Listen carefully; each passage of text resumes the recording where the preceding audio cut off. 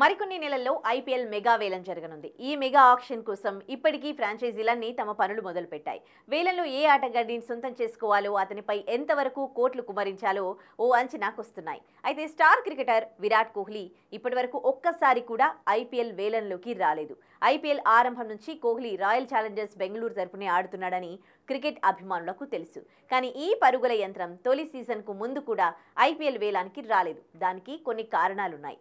IPL ప్రారంభ season అయిన 2008లోనే ఆర్సీబీలోకి Kohli young emerging ప్లేయర్గా వచ్చాడు. అండర్-19 ప్రపంచ కప్ గెలిచిన టీమిండియా కెప్టెన్గా యంగ్ కోహ్లీకి ఆ సమయంలో విపరీతమైన క్రేజ్ ఉంది. వేలంలోకి వస్తే భారీ డిమాండ్ దక్కేది. అయితే అప్పటి నిబంధన ప్రకారం అండర్-19 కేటగిరీ ఆటగాళ్లు వేలంలోకి రావడానికి వీల్లేదు. ప్రీ సీజన్ డ్రాఫ్ట్ ద్వారా మాత్రమే ఎంపిక చేసుకోవాలి. బ్యాటర్గా సత్తా చాటడమే కాకుండా భారత యువ జట్టును గొప్పగా నడిపించిన కోహ్లీపై ఆర్సీబీ కన్నేసింది. అయితే ఢిల్లీకి చెందిన విరాట్ కోసం ఢిల్లీ డేర్ డెవిల్స్ పెద్దగా ఆసక్తి చూపకపోవడంతో ఆర్సీబీ రూట్ క్లియర్ అయింది. కోహ్లీతో రాయల్ ఛాలెంజర్స్ ఒప్పందాన్ని కుదుర్చుకుంది.